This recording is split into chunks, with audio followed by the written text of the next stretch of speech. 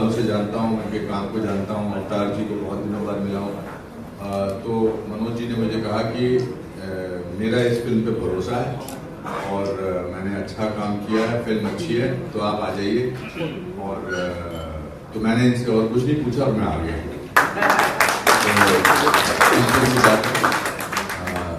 तो ये film I am sure वो सही वक्त पे बन रही है, सही वक्त पे बननी भी चाहिए। और काफ़ी लोगों का इसमें साथ है, जितने भी मंच पे लोग खड़े हैं। कुछ को मैं जानता हूँ, कुछ शक्ल से ठीक लग रहे हैं, नेक लग रहे हैं, मतलब ठीक लग रहे हैं, मतलब नेक लग रहे हैं। और मुझे पूरी उम्मीद है कि जिस thank you, I am happy to see you जिस भी पर्पज़ के लिए ये फिल्म बनी है, कि उस पर अपने को कामयाब पाएगी।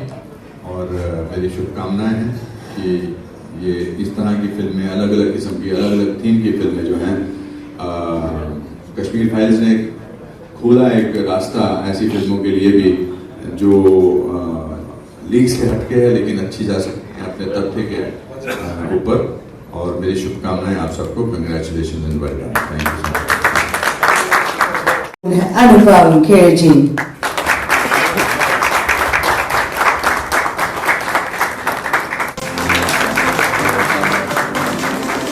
now आ रहा है कि मुझे एक लो। And now ladies and requesting Mohan Dr. Ji to please come.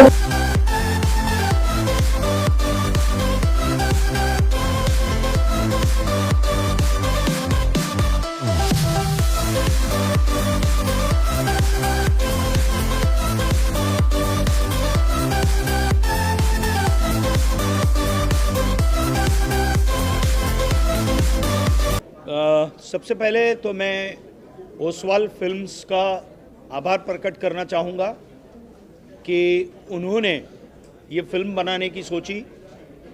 इसलिए कुलदीप उमराव ओसवाल जी का, प्रोड्यूसर का मैं आभार।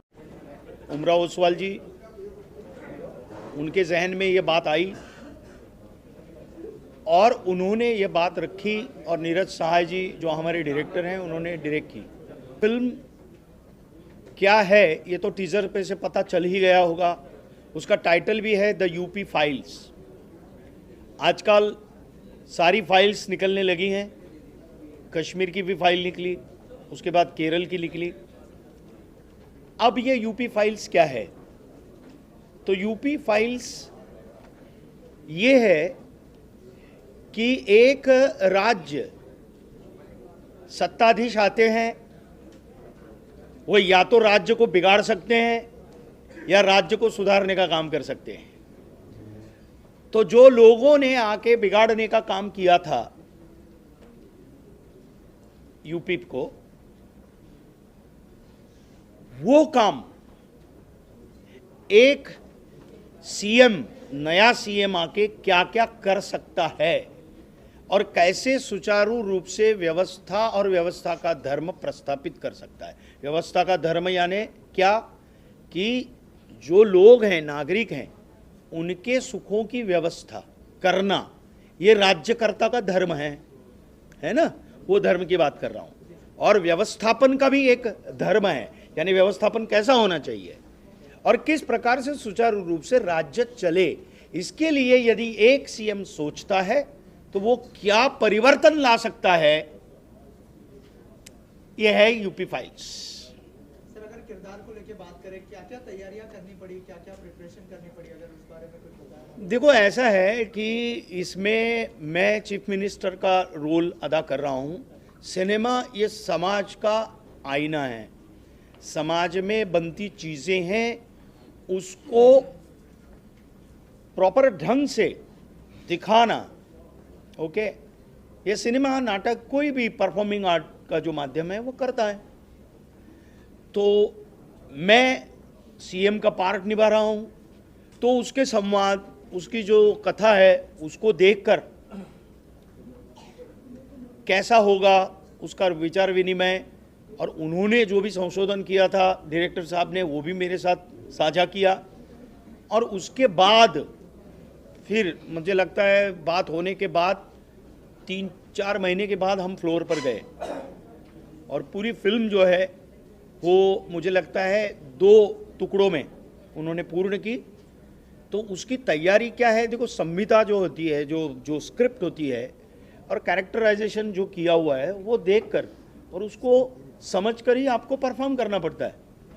ओके, अब ऐसा नहीं है कि भैया आप किसी की मिमिक्री करो तो वैसे लगेंगे, ऐसे ज़रूरी नहीं है।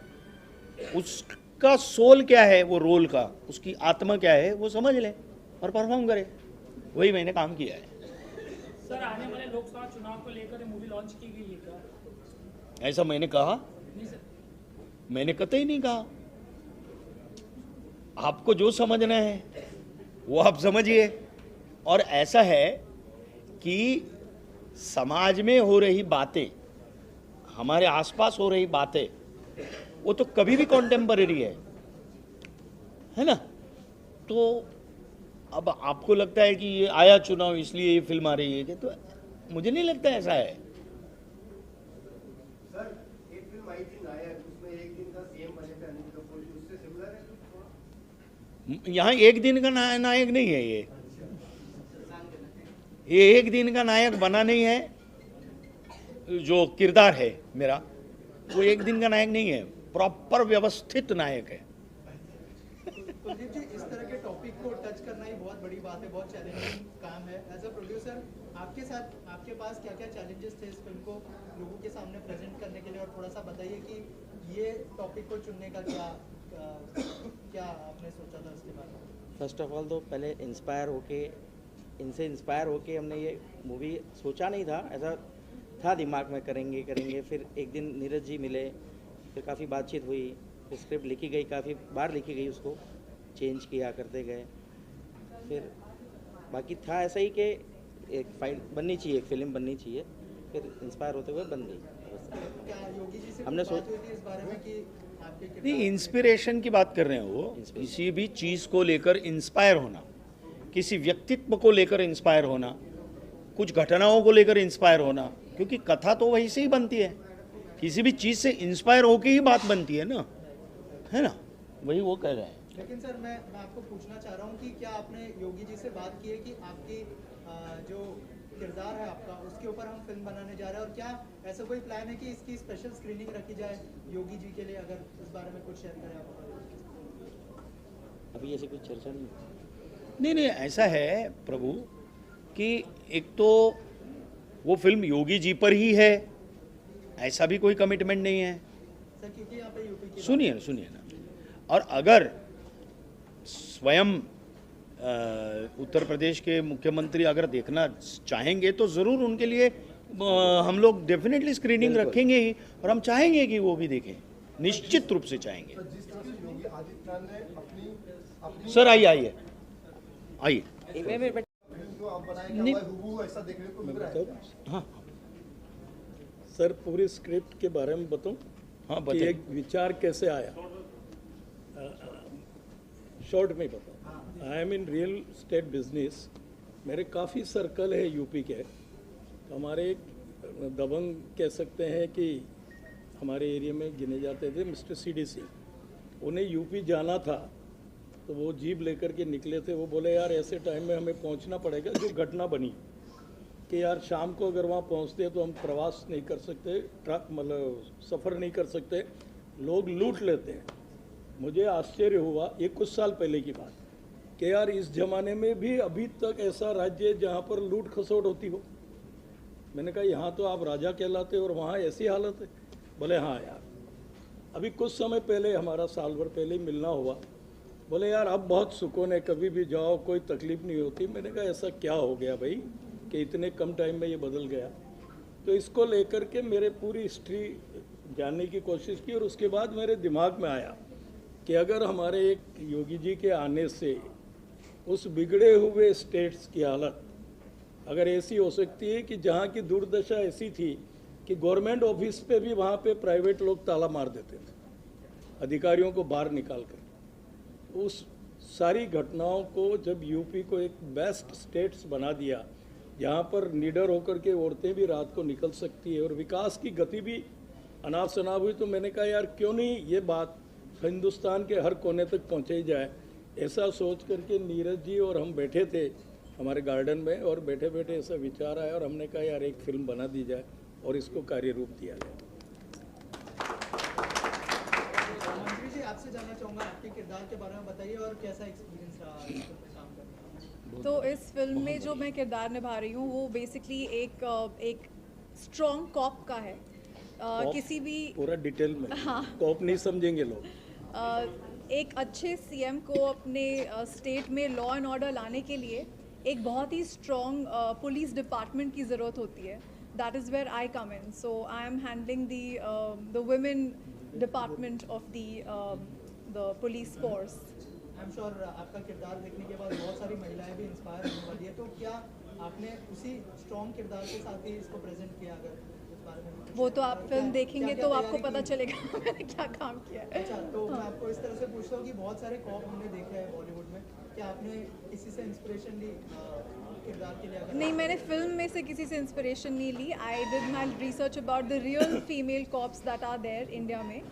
तो उनमें से एक के ऊपर I have done my little research. Aftar साहब, क्या कहना चाहेंगे आप? आपका एक्सपीरियंस कैसा रहा पूरी फिल्म का?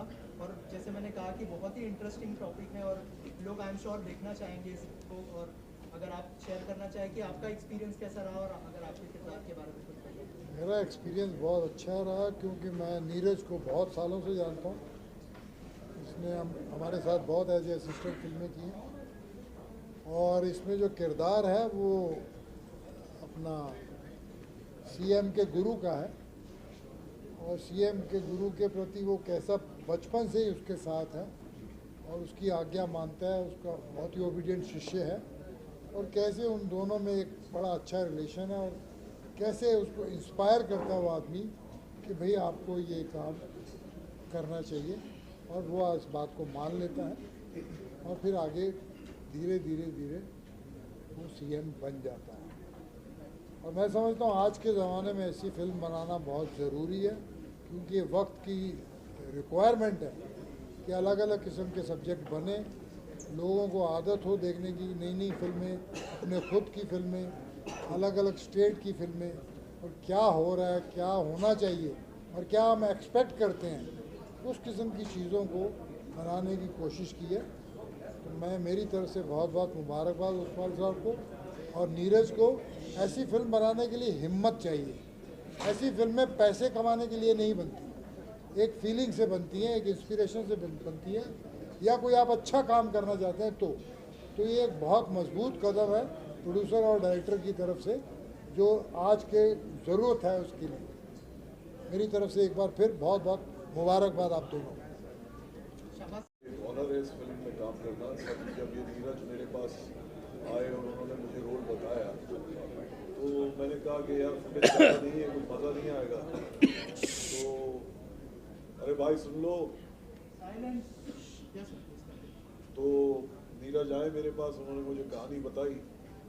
कहानी तो बहुत अच्छी लगी लेकिन मेरा किरदार, बोले भाई अभी सारी कास्टिंग हो चुकी है, ये मेरा एक किरदार है, I want you to do it.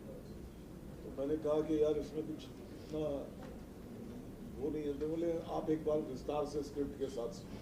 तो उन्होंने मुझे आके बताया और मुझे बहुत अच्छा लगा, बहुत इंस्पायरिंग लगा क्योंकि नेगेटिव फोर्स जब तक स्ट्रॉन्ग नहीं हो तो पॉजिटिविटी कभी उठ के नहीं आती सिनेमा में, जैसे आप सब जानते हैं। तो मैंने एक डीसीपी का रोल किया है, बहुत स्ट्रॉन्ग कैरेक्टर है, ज़्यादा फुटेज नहीं है लेकिन सीएम साहब के साथ कन्फ्रंटेशन की सीन और ये उनके कैरेक्टर को और ज़्यादा उरूज देने का काम करता है ये character, one of those characters.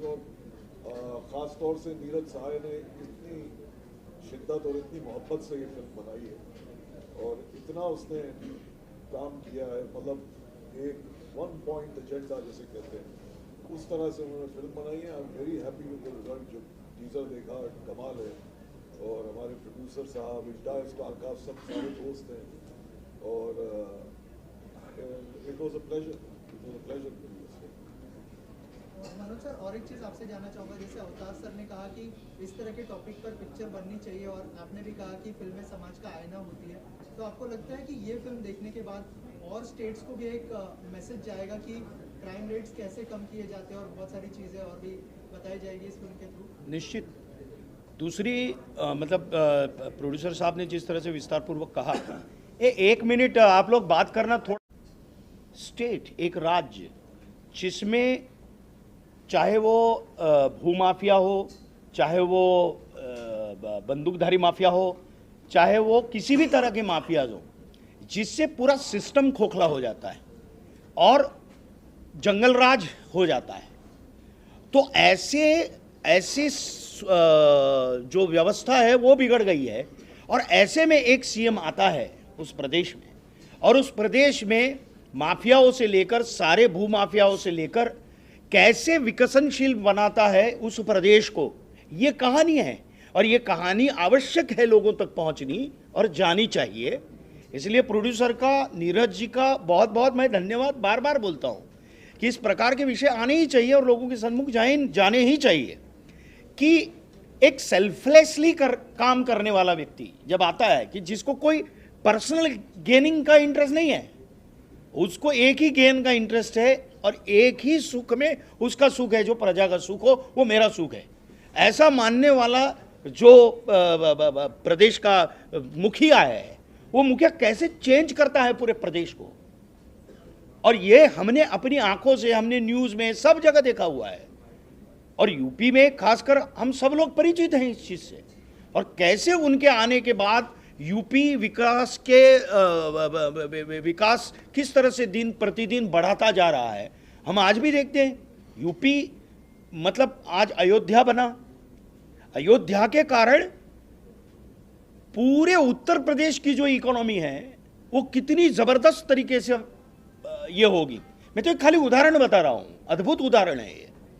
उस प्रकार से चाहे वो फिल्म सिटी का भी माध्यम हो, अगर उत्तर प्रदेश की बात हो रही है इसलिए मैं बोल रहा हूं, तो जैसे कहा कि रात को निकलना मुश्किल होता था, एक थोड़ा जो माफियाओं से डर का जो माहौल था, ओके, वो डर खत्म कर दिया और विकास का रास्ता इतना जबरदस्त खोल दिया कि वो मतलब 6 रोड का रास्ता हो गया। तो ये बातें सब पहुंचनी चाहिए लोगों के समक्ष, है ना। तो आपके सवाल का यही जवाब है। Thank you. होनी थी वो सारी बातें हो गई अभी, और केवल फिल्म के बारे में मैं जिक्र करूंगा कि इंस्पिरेशन होता है। जैसे ओसवाल सर ने बताया कि 1 साल में परिवर्तन उन्होंने देखा, ये इन लोगों का बहुत बड़ा बड़प्पन है। बड़प्पन इसलिए है कि कमर्शियल थॉट प्रोसेस इनके दिमाग में नहीं आएगा। मनोज जी ने ये कहा कि ये सोसाइटी का मिरर है, आईना होता है। हम लोग जो है इस माध्यम के जरिए हम रिएक्ट होते हैं, हम व्यक्त होते हैं। और एक बिजनेस अच्छा खासा चल रहा है, एक इंसान को ऐसा लगा कि मुझे अपने सोसाइटी और समाज के प्रति रिएक्ट होना है, उन्होंने सिनेमा ये माध्यम चुन लिया। नीरज जी के साथ बैठकर स्क्रिप्ट के बारे में वर्कआउट किया।